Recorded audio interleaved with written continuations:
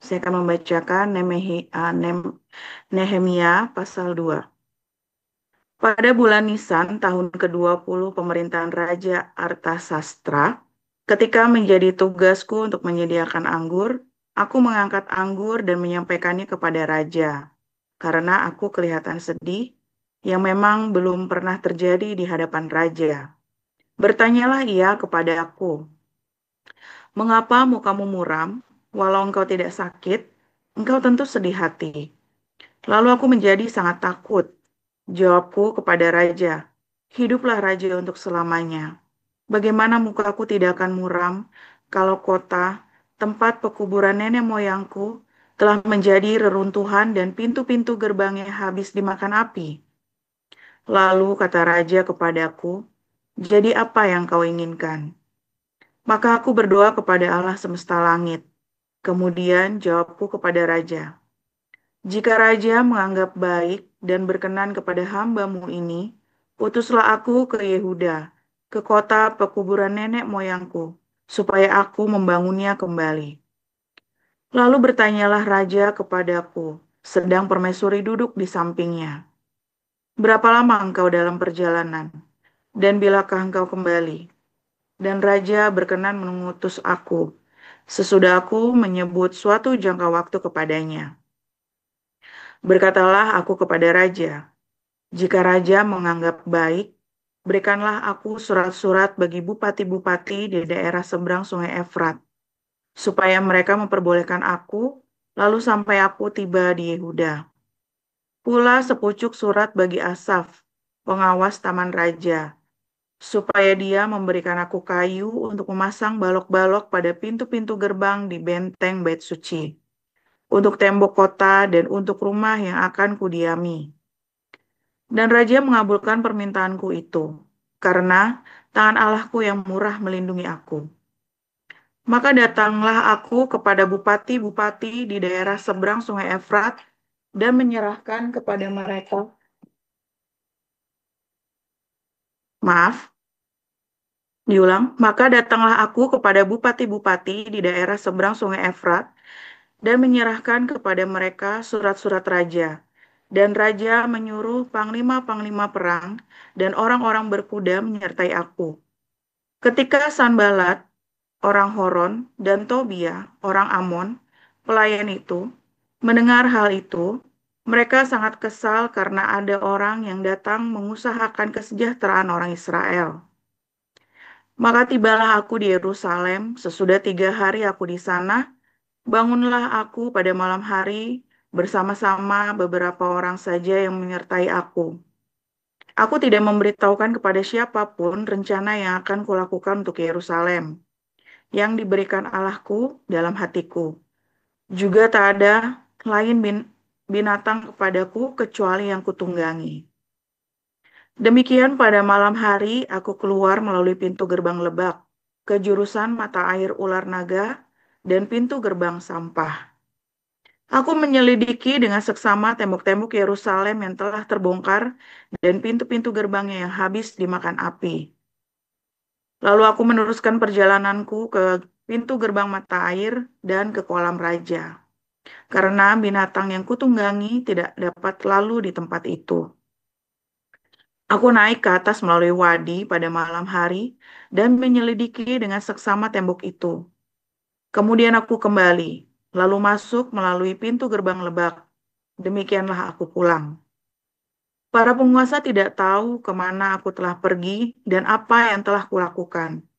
Karena sampai kini aku belum memberitahukan apa-apa kepada orang Yahudi, baik kepada para imam maupun kepada para pemuka, kepada para penguasa dan para petugas lainnya. Berkatalah aku kepada mereka, "Kamu lihat kemalangan yang kita alami, yakni Yerusalem telah menjadi reruntuhan dan pintu-pintu gerbangnya telah terbakar. Mari kita bangun kembali tembok Yerusalem, supaya kita tidak lagi dicela." Ketika ku beritahukan kepada mereka betapa murahnya tangan Allahku yang melindungi aku dan juga apa yang dikatakan raja kepadaku, berkatalah mereka, "Kami siap untuk membangun." Dan dengan sekuat tenaga mereka mulai melakukan pekerjaan yang baik itu. Ketika Sanbalat, orang Horon, dan Tobia, orang Amon, pelayan itu, dan Geshem, orang Arab, mendengar itu, mereka mengolok-olokkan dan menghina kami. Kata mereka, apa yang kamu lakukan itu? Apa kamu mau berontak terhadap raja? Aku menjawab mereka, kataku, Allah semesta langit, dialah yang membuat kami berhasil. Kami, hamba-hambanya, telah siap untuk membangun. Tetapi kamu tak punya bagian atau hak dan tidak akan diingat di Yerusalem. Demikian.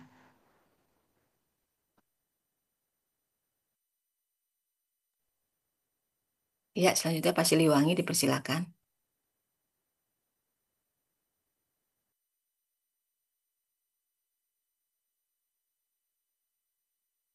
Kemudian kami lanjutkan Wahyu 1 ayat 1 sampai 19. Inilah wahyu Yesus Kristus yang dikaruniakan Allah kepadanya, supaya ditunjukkannya kepada hamba-hambanya apa yang harus segera terjadi. Dan oleh malaikatnya dan yang diutusnya, ia telah menyatakannya kepada hambanya Yohanes. Yohanes telah bersaksi tentang firman Allah dan tentang kesaksian yang diberikan oleh Yesus Kristus, yaitu segala sesuatu yang telah dilihatnya. Berbahagialah ia membacakan dan mereka yang mendengarkan kata-kata nubuat ini, dan yang menuruti apa yang ada tertulis di dalamnya, sebab waktunya sudah dekat. Dari Yohanes kepada ketujuh jemaat yang di Asia kecil, kasih karunia dan damai sejahtera menyertai kamu. Dari Dia yang ada dan yang sudah ada dan yang akan datang, dan dari ketujuh roh yang ada di hadapan tahtanya. Dan dari Yesus Kristus, saksi yang setia, yang pertama bangkit dari antara orang mati dan yang berkuasa atas raja-raja bumi ini. Bagi Dia yang mengasihi kita dan yang telah melepaskan kita dari dosa kita oleh darahnya, dan yang telah membuat kita menjadi suatu kerajaan, menjadi imam-imam bagi Allah Bapaknya, bagi Dialah kemuliaan dan kuasa sampai selama-lamanya. Amin. Lihatlah, ia datang dengan awan-awan dan di setiap mata akan melihat Dia. Juga mereka yang telah menikam Dia dan semua bangsa di bumi akan meratapi Dia. Ya, amin. Aku adalah Alfa Omega, firman Tuhan Allah, yang ada dan yang sudah ada dan yang akan datang, yang Maha Kuasa. Aku, Yohanes, saudara dan sekutumu dalam kesusahan, dalam kerajaan dan dalam ketekunan menantikan Yesus, berada di pulau yang bernama Patmos, oleh karena firman Allah dan kesaksian yang diberikan oleh Yesus. Pada hari Tuhan aku dikuasai oleh Maaf, roh. maaf Pak Siliwangi. Pembacaannya Wahyu 11 ayat 1 sampai dengan 19. Oh, hari 11. Bentar. Wahyu 1, Wahyu 9, Wahyu 11, Wahyu 11 ayat 1 sampai dengan 19. Hari 11 ya. Wahyu Baik. 11 iya. Kemudian diberikanlah kepadaku sebatang bulu seperti tongkat pengukur rupanya, dengan kata-kata yang berikut. Bangunlah dan pukullah bait suci Allah dan mesbah dan mereka yang beribadah di dalamnya. Tetapi kecualikan pelantaran bait suci yang di sebelah luar, dengan janganlah engkau mengukurnya, karena ia telah diberikan kepada bangsa-bangsa lain, dan mereka akan menginjak-injak kota suci 42 bulan lamanya. Dan aku akan memberi tugas kepada dua saksiku, supaya mereka bernubuat sambil berkabung, 1260 hari lamanya. Maka adalah kedua pohon zaitun dan kedua kaki dian yang berdiri di hadapan Tuhan semesta alam. Dan jikalau ada orang yang berhendak menyakiti mereka, keluarlah api dari mulut mereka, menghanguskan semua musuh mereka. Dan jikalau ada orang yang hendak menyakiti mereka, maka orang itu harus mati secara itu. Mereka mempunyai kuasa penutup langit, supaya jangan turun hujan selama mereka bernubuat. Dan mereka mempunyai kuasa atas segala air untuk mengubahnya menjadi darah, dan untuk memukul kami dengan segala jenis malapetaka setiap kali mereka menghendakinya.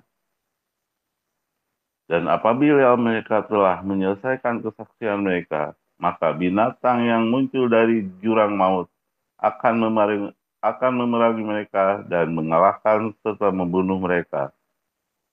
Dan mayat mereka akan terletak di atas jalan raya kota besar, yang secara rohani disebut Sodom dan Mesir, di mana juga Tuhan mereka disalibkan. Dan orang-orang dari segala bangsa dan suku dan bahasa dan kaum melihat mayat mereka 3,5 hari lamanya, dan orang-orang itu tidak memperbolehkan mayat mereka dikuburkan. Dan mereka yang diam di atas bumi bergembira dan bersukacita atas mereka itu, dan berpesta dan saling mengirim hadiah, karena kedua nabi itu telah merupakan siksaan bagi semua orang yang diam di atas bumi. 3,5 hari kemudian masuklah roh kehidupan dari Allah ke dalam mereka, sehingga mereka bangkit, dan semua orang yang melihat mereka menjadi sangat takut. Dan orang-orang itu mendengar suatu suara yang nyaring dari sorga berkata kepada mereka, naiklah kemari. Lalu naiklah mereka ke langit, diselubungi awan, disaksikan oleh musuh-musuh mereka. Pada saat itu terjadilah gempa bumi yang dahsyat, dan 1/10 dari kota itu rubuh, dan 7.000 orang mati oleh gempa bumi itu, dan orang-orang lain sangat ketakutan, lalu memuliakan Allah yang di sorga. Celaka yang kedua sudah lewat. Lihatlah, celaka yang ketiga segera menyusul. Lalu malaikat yang ketujuh meniup sangkakala, dan terdengarlah suara nyaring di dalam sorga, katanya, pemerintah atas dunia dipegang oleh Tuhan kita, dan Dia yang diurapinya, dan Ia akan memerintah sebagai Raja sampai selama-lamanya. Dan ke-24 tua-tua yang duduk di hadapan Allah, di atas tahta mereka tersungkur dan menyembah Allah, sambil berkata, kami mengucap syukur kepadamu, ya Tuhan, Allah yang Maha Kuasa, yang ada dan yang sudah ada, karena Engkau telah mengaku kuasamu yang besar, dan telah mulai pemerintah sebagai Raja. Dan semua bangsa telah marah, tetapi amarahmu telah datang, dan saat bagi orang-orang mati untuk dihakimi dan untuk memberi upah kepada hamba-hambamu, nabi-nabi dan orang-orang kudus, dan kepada mereka yang takut akan namamu, kepada orang-orang kecil dan orang-orang besar, dan untuk membinasakan barang siapa yang membinasakan bumi. Maka terbukalah bait suci Allah yang di sorga, dan kelihatanlah tabut perjanjiannya di dalam bait suci itu, dan terjadi kilat dan deru guruh dan gempa bumi dan hujan es lebat. Demikian firman Tuhan. Terima kasih. Ya, terima kasih untuk para lektor Ibu Ayu Anggreni dan Bapak Siliwangi yang sudah membacakan firman Tuhan hari ini. Baik, kita akan memasuki renungan firman Tuhan yang akan dibawakan oleh Pastor Joseph Polzang dengan judul Masjid Al-Aqsa di Rudal. Dipersilakan, Pastor.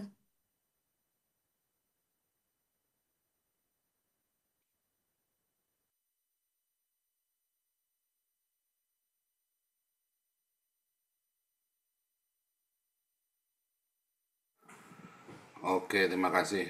Salah tadi Bu Ana, nggak di reclaim host dulu. Oke ya, terima kasih untuk pembacaan firman Tuhannya. Saudara, ketika kita menjadi orang percaya, ya dulu pernah saya ajari ya tentang 3 bagian di bait suci. Ruangan yang paling luar, ya, namanya halaman. Ada ruangan suci dan ruangan maha suci, tapi ada halaman luar. Nah, ada halaman luar lagi, saudara ya. Di halaman ada halaman luar. Nah, halaman luar itu, ya pelataran itulah yang tadi diinjak-injak oleh bangsa-bangsa lain yang sekarang jadi Masjidil Al-Aqsa. Halaman luar yang paling luar, ya. Nah, itu sekarang jadi jadi bagian selatan, ya, bagian selatan dari bait suci di Masjidil Al-Aqsa, ya. Nah, di dalam di dalam konflik Israel dengan bangsa-bangsa Arab yang menjadi ketakutan, ya, yang menjadi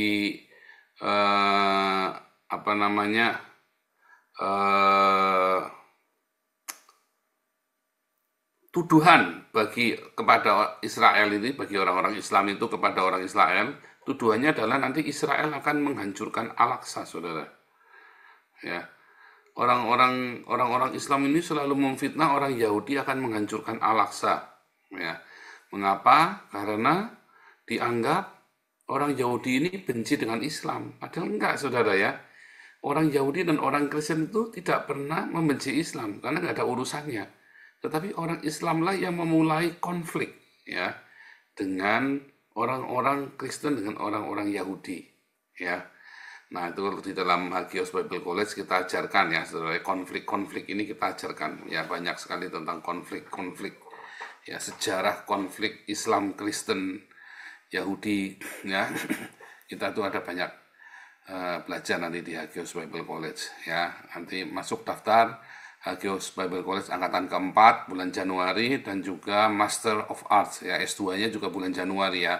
Teman-teman yang sudah selesai Hagios Bible College angkatan pertama, sudah tahun ketiga, Januari boleh ikut yang S2 ya, yang Master of Arts-nya. Kita banyak sekali, kita semua ya, yang saya kuliah di Haifa, saya share semua nanti. Luar biasa, saudara ya, yang kalau Anda mengerti, Jewish study ya, Anda kalau mengerti Jewish study, Anda belajar Jewish study, Anda kan terbuka pikirannya ya, saudara ya. Itulah sebabnya banyak orang Kristen di Indonesia yang anti Israel atau di seluruh dunia, karena mereka tidak mengerti, ya. Apakah kita perlu fanatik dengan Israel? Nggak perlu juga. Kita kan juga nggak sok-sokan Israel Yahudi juga kan, kita biasa aja. Cuman harus mengerti ya bahwa asal muasal kita ini adalah sekte dari agama Yahudi. Nanti Anda mengerti. Nah, sekarang kita balik, saudara ya. Orang Kristen dengan orang Yahudi ini adalah dua saksi Allah, ya. Orang Kristen dan orang Yahudi adalah dua saksi Allah. Ya, di dalam Roma 11 dikatakan pohon zaitun. Kita ini adalah pohon zaitun liar. Orang Yahudi adalah pohon zaitun yang sejati, pohon zaitun yang asli. Pohon zaitun sejati adalah Yesus tentunya ya. Dan kita dicangkokkan kepada pohon zaitun yang sejati ini, ya, saudara ya. Sebentar, ini saya ada sesuatu yang kurang pas ini. Nah, ini ada pasnya. Jadi kita ini dicangkokkan kepada pohon zaitun yang sejati, ya. Pohon zaitun yaitu Yesus Kristus. Pohon zaitun yang asli, ya, adalah orang Yahudi. Kita adalah pohon zaitun liar yang dicangkokkan, ya. Nah, banyak orang mengatakan bahwa dua saksi Allah Musa, Elia Henok, Musa atau Henok dan sebagainya. Salah, saudara. Salah, saya katakan salah, bukannya salah, bukan ini kan cuma enggak, salah, ya. Salah karena tidak ada pasalnya, tidak ada buktinya. Ya hanya cocokmologi. Tetapi kalau bilang siapakah pohon zaitun dan kaki Dian, sudah jelas dikatakan jelas di dalam Roma 11 Zakaria 4. Ya.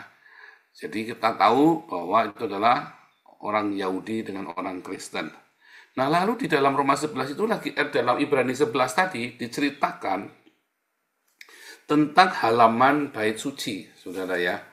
Halaman luar, pelataran bagian luar, sebelah luarnya, yang yang kemudian diukur untuk dibiarkan diinjak-injak, ya, diinjak-injak oleh bangsa lain, yaitu siapa, saudara? Bangsa-bangsa lain.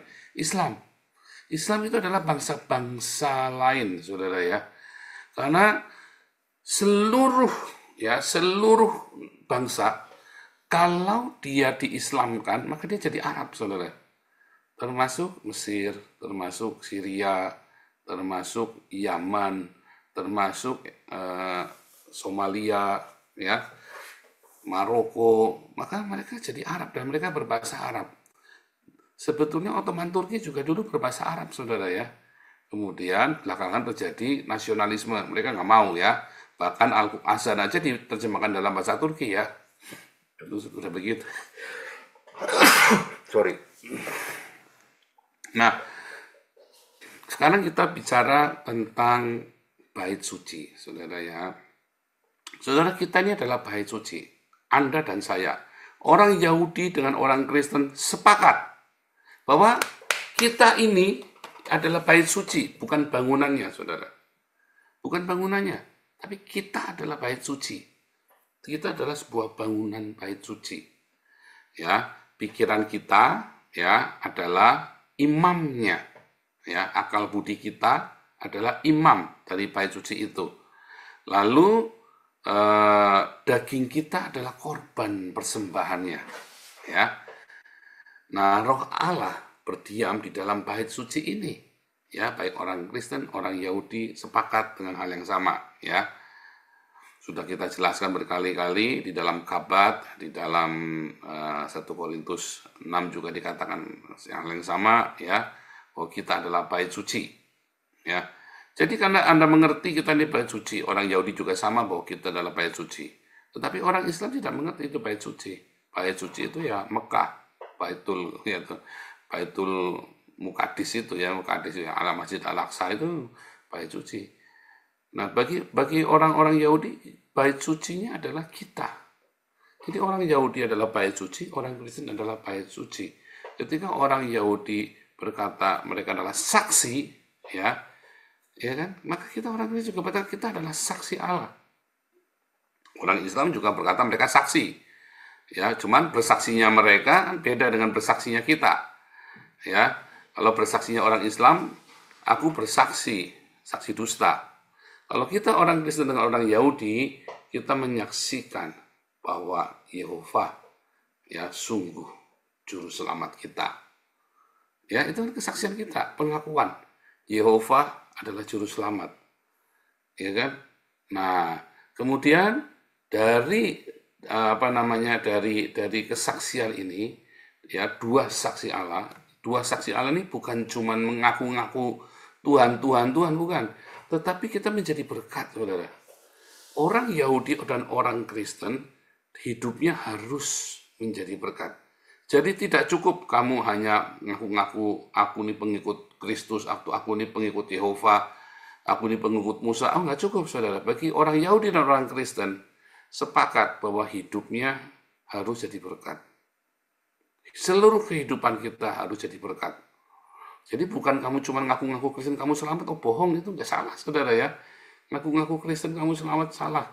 Kalau kamu mengaku Yesus Kristus adalah Tuhan dan Juru Selamatmu, kalau kamu mengaku Yesus adalah gurumu dan Tuhanmu, sama seperti orang Yahudi mengaku Musa adalah gurunya, ya, maka kita harus menjadi berkat seperti yang diajarkan di dalam Torah Musa dan diajarkan oleh Tuhan Yesus, ya, saudara ya. Nah, lalu ada orang-orang yang hidupnya serampangan. Itulah orang-orang yang di luar bait suci.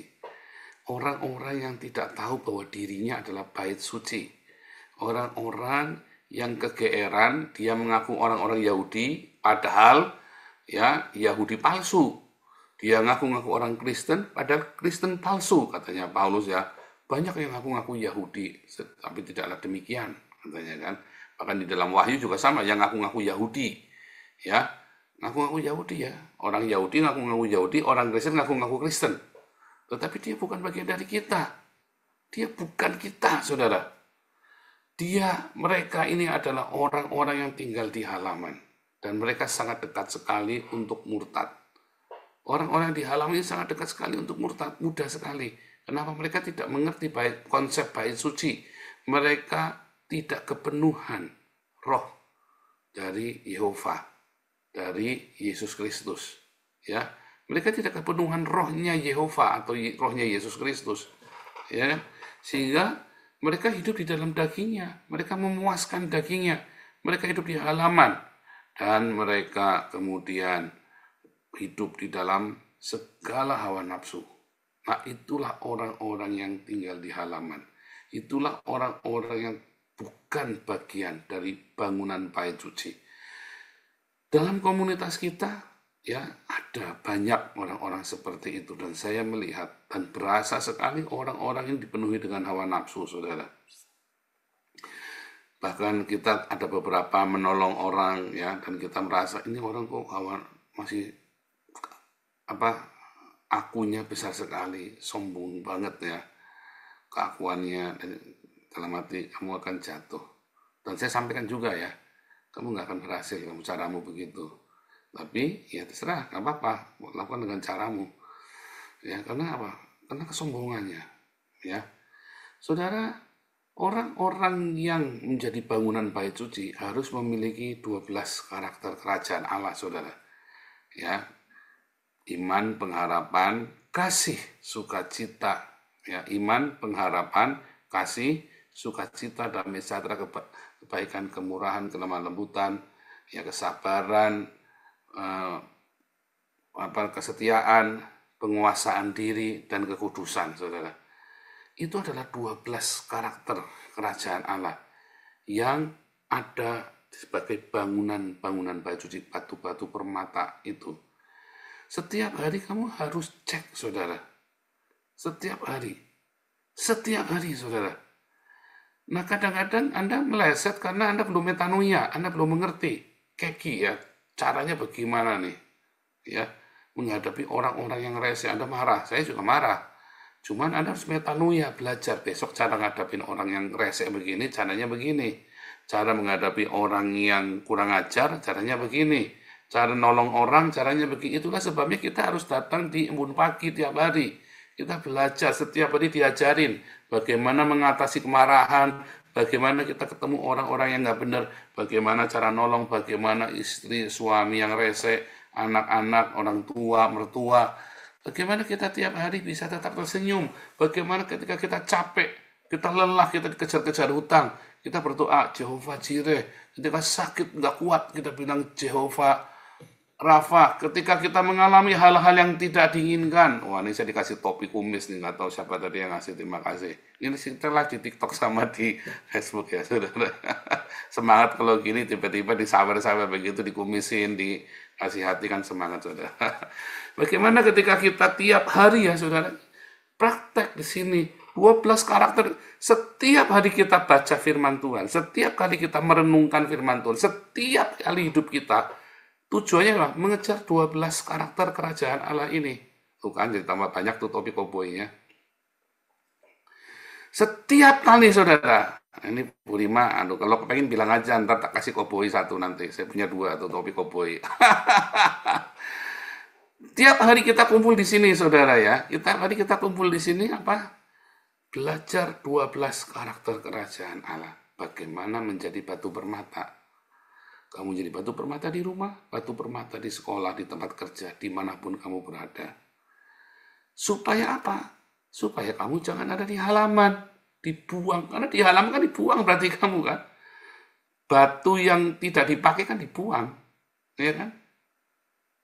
Nggak dipakai. Kamu harus menjadi batu-batu yang penting untuk pembangunan bait suci. Itu masalahnya. Ya, dan masalahnya banyak sekali kita tidak memahami, tidak mengerti bahwa bagaimana caranya kita menjadi batu-batu di dalam kerajaan Allah. Nah, saudara, Orang-orang yang di halaman ini maka akan bertengkar, bertempur satu sama lain, ribut, nggak orang Kristen, nggak orang Islam, saudara. Ya, perang salib itu orang Kristennya compong, wong Islamnya compong, saudara. Wong edan ketemu wong kentir. Perang salib itu wong edan ketemu wong kentir, saudara ya. Makanya perang, bunuh-bunuhan, perang salib itu. Jadi dua-duanya nggak benar, dua-duanya. Yang satunya hidupnya dengan hawa nafsu, ya orang Islamnya jelas memang agama hawa nafsu. Orang Kristennya hidup di dalam hawa nafsu. Karena mereka mengejar, manipulasi dengan ritual-ritual kan. Orang kalau hidupnya dalam ritual-ritual itu lama-lama kamu terjebak dalam perang salib, saudara. Ya, kamu lihat ya apologet TikTok itu ya, yang mulai halal darah mereka saling, bahkan sesama orang Kristen aja tega saling lapor ke polisi, saling mengkhianati kan, orang Trinitas, orang Oneness itu. Kenapa? Karena mereka tidak menginjil dengan rohnya, mereka menginjil dengan hawa nafsunya. Mereka tidak sedang memberitakan Injil, tapi sedang sport otak. Apalagi sport otak, enggak lagi cari donasi, saudara, dari TikTok. Ya kan, duitnya banyak kan dari TikTok kan. Ya kan? Saya dari YouTube aja bisa dapat 10 juta. Ya kalau sekarang enggak ya, paling, oh iya, saya dari YouTube masih 10 juta rupiah loh. Sekarang kan cuma tinggal 500 euro. Dulu saya bisa dapat 1.500 euro, saudara ya, waktu kita ramai sekali ya. Sekarang paling cuma 500 euro. 500 euro aja 10 juta loh sebulan. Masih. Iya kan? Banyak ya. Nah, dari TikTok, waktu saya aktif, saya dapat 300 dulu ya. Sekarang sibuk sekali saya. Nah itu saudara ya. Jadi memang saudara, kita ini semua ini memang hidup di dalam satu kepayahan, saudara ya. Kita ini payah semuanya. Orang-orang Kristennya nggak berbuah, tetapi sport otak. Ya, nah itulah ya yang menyebabkan nanti perang salib, yang menyebabkan bikin kita musuhan. Karena kamu tinggal di halaman, ya, kamu tinggal di halaman bareng-bareng sama orang Islam, sehingga otak kamu juga jahat pemikirannya. Tidak memikirkan bagaimana membangun bait suci, tapi kamu memikirkannya apa? Membangun kerajaanmu sendiri. Kamu tidak punya kerajaan Allah, tapi kamu bikin kerajaanmu sendiri di TikTok, di YouTube, di dalam hidupmu sendiri, di gerejamu. Saya malah dituduh bikin kerajaan sendiri, saudara. Nah itu tadi ya, saya malah dituduh sama orang bikin kerajaan sendiri, coba. Padahal yang nuduh saya, ya orangnya nggak jelas juga, itu tadi ya. Mungkin Menara Babel gundulmu pengen, saudara. Ya biasa ya. Kalau saya bikin Menara Babel, duitnya tak ambil semua buat saya, saudara. Ngapain saya bagi-bagi sama kalian? Iya kan? Iya kan? Ngapain saya bagi-bagi kalian bikin Menara Babel? Mendingan buat saya pesta pora di sini kayak Rudi Yohanes, duitnya dijak semua, duit panti asuhan jadi panti anak terang, jadi panti anak terong ya kan? Daripada membina anak-anak, mendingan membina janda-janda kan, kata Rudi Yohanes kan. Kan begitu. Nah, kita enggak, saudara ya, kita berusaha sedemikian rupa. Apa yang bisa saya berikan kepada kalian, saya berikan. Ya, setiap hari kita belajar, saudara. Makanya setiap hari kamu harus punya 12 karakter kerajaan Allah. Tiap hari dicek setiap hari, saudara. Ya, sebab kalau kamu tidak melakukan itu, kamu nanti akan menjadi bagian dari kerajaanmu sendiri. Kamu tidak hidup kudus, kamu sembunyikan kenajisanmu, dan kamu membuat bentengmu sendiri, saudara. Kamu punya kamar sendiri. Tuhan, semuanya kuberikan kepadamu, kecuali ini Tuhan, ini arrow. Kecuali ini Tuhan, saya homo. Kecuali ini Tuhan, saya misalnya suka sodomi. Ya, kecuali ini Tuhan, apa tamak, kamu suka harta, kamu nggak suka berbagi. Kecuali yang ini Tuhan. Semuanya kuberikan padamu kecuali yang ini. Nggak bisa, saudara. Nggak bisa, kecuali anakku nih Tuhan. Ini anakku kesayangan, dia harus jadi doktor, profesor, kompresor, karburator bocor, misalnya, saudara. Nggak mau diserahkan sama Tuhan. Ya kan, kecuali yang ini. Kamu nyesel, kamu nggak mau didik dia di dalam Tuhan, kamu mau didik dia dengan caramu sendiri. Kayak Daud kan. Kamu pikir Salomo itu orang baik, saudara. Tuhan bilang sama Daud, kasih dia nama Yedijah, artinya yang dikasih oleh Yedijah, oleh Yehova. Yang dikasih oleh Yehova, saudara. Tapi nggak mau Daud. Karena kalau dikasih Yehova kan, tarung sama serigala, sama singa, sama beruang, sama Goliat, diuber-uber mertua, ya kan, pura-pura edan dengan orang Filistin. Wah, dikasih Tuhan itu begitu, saudara. Ya kan, hidupmu diproses kan, dibentukkan dengan tiang awan, tiang apimu kan. Tetapi yang salom-salom saja. Akhirnya Salomo di hari tuanya ya penjahat kelamin, saudara. Salomo itu penjahat kelamin, saudara. Dan bikin orang Israel murtad. Ya kan? Kamu pikir Salomo itu orang baik-baik saja, saudara. Tuhan Yesus saja menghina Salomo dalam segala keindahannya, tidak berpakaian seindah bunga bakung di ladang. Nggak ada artinya, nol. Karena kamu ingin mendidik anakmu dengan caramu sendiri. Kamu tidak mau serahkan sama Tuhan. Kamu rahasiakan, enggak, Tuhan yang ini punya aku. Nggak mau diajar tiap hari firman Tuhan. Diajari tiap hari untuk takut akan Tuhan. Belajar dengar firman Tuhan. Belajar hidup di dalam kekudusan. Diajari, enggak, nanti tersinggung. Nanti kan dia tahu sendiri. Nanti kalau sudah besar bisa milih agama sendiri. Bablas kawin sama orang Islam, sudah digondol sama itu pocong. Pocong itu kan tutupan semua kan. Ya kan, nyesel kan kamu sekarang anaknya kawin sama orang Islam karena dari kecil kamu tidak dididik. Katanya, nanti kan bisa sendiri. Harusnya dari kecil kamu ajari sekolah minggu. Ya, kamu ajari sendiri, bukan orang lain yang ajari. Kamu sendiri yang ngajarin, saudara. Ajari anakmu firman Tuhan, ajari anakmu semua yang dari surga, saudara. Kamu sendiri yang ngajarin, bukan orang lain. Kamu bilang, nanti kalau besar sudah milih sendiri, akhirnya kawin sama pocong, mampus kamu. Ya kan? Mampus, kawin sama pocong, dipocongi, saudara, matinya, saudara. Ya kan? Selesai sudah hidupmu. Tuhan, baru kamu tuh berdoa, telat, saudara. Telat. Kamu dari kecil, kamu kemana aja? Dari dia kecil, kamu kemana aja? Udah tua, udah besar, dipocongin kamu. Telat, saudara. Ya, dari kecil kamu harus belajar. Ajari sendiri, anak saya dari kecil, dari kandungan. Ayo nak, kita berdoa, yuk. Berdoa, saudara ya. Dari kandungan diajari setelnya, ya. Nah, tetapi masalahnya orang-orang Kristen yang ngajari kita ini kan, kamu kan belajarnya dari TikTok, dari YouTube, dari ya Kristen-Kristen yang tidak ada buahnya. Akhirnya kamu diajari untuk perang, saudara. Ya kan? Wah, kalau ada kesaksian murtadin, wejan kesaksian murtadin, itu bullshit semua kesaksian murtadin itu, saudara. Ya, serius, saudara ya.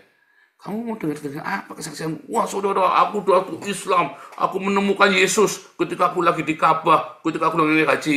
Nggak ada yang begituan, saudara.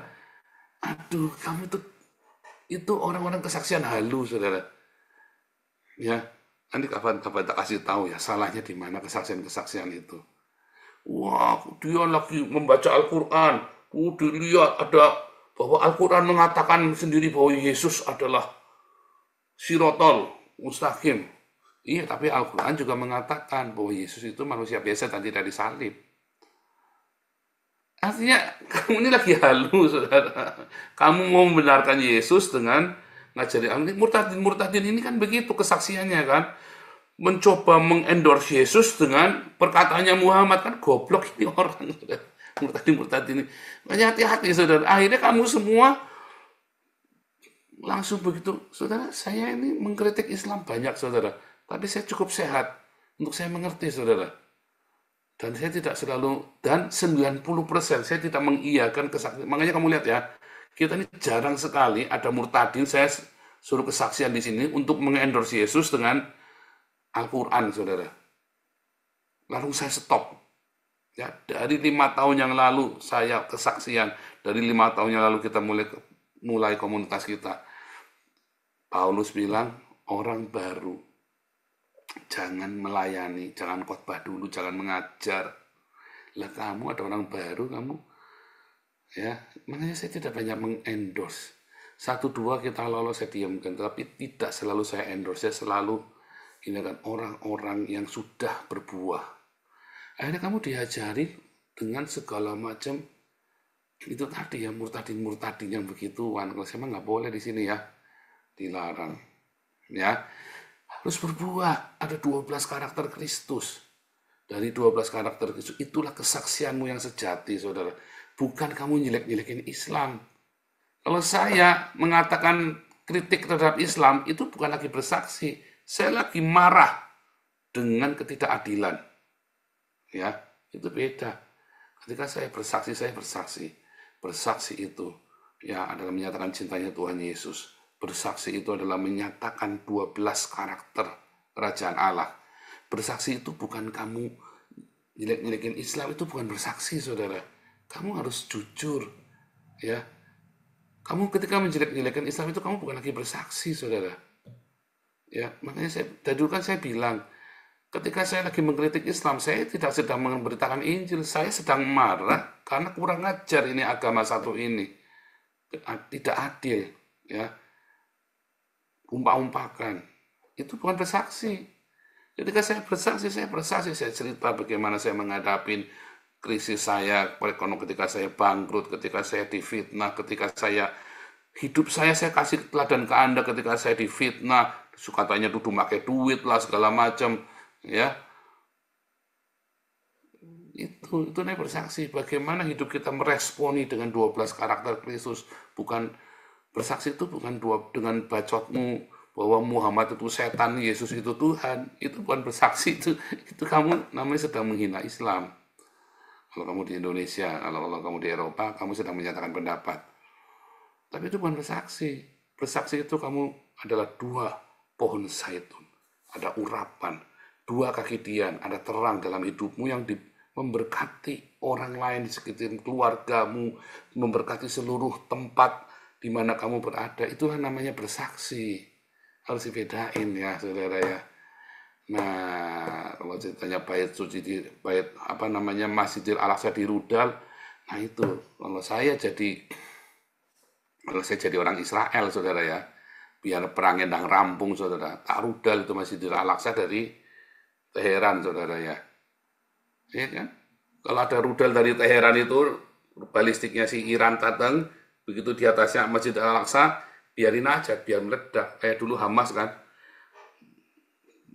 misalnya kan turun di Al-Aqsa sama Israel ditembak, terus dia bilang, nih Hamas mau nembak Al-Aqsa, kita lindungi.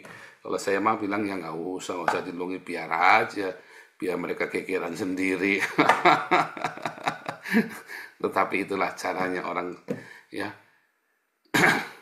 Kita selalu objektif ya orang-orang Israel, karena itulah saksi. Kalau tadi kan saya cerita kalau opini, tetapi bagaimanapun juga kita ini adalah saksi Allah, saudara. Ketika saya menghadapi fakta itu, saya tetap akan jaga perdamaian. Kita jaga bagaimana kita bisa hidup bersama-sama. Nyatanya kan kita kasih makan orang-orang Islam setiap hari kan. Kita kasih makan kan orang Islam ini. Jangan lupa nyumbang Damaris pagi ini. Udah belum? Kamu udah transfer Damaris belum? Bukan buat saya. Ya, buat kasih makan supaya jangan chaos di Indonesia. Ya, Tuhan Yesus memberkati.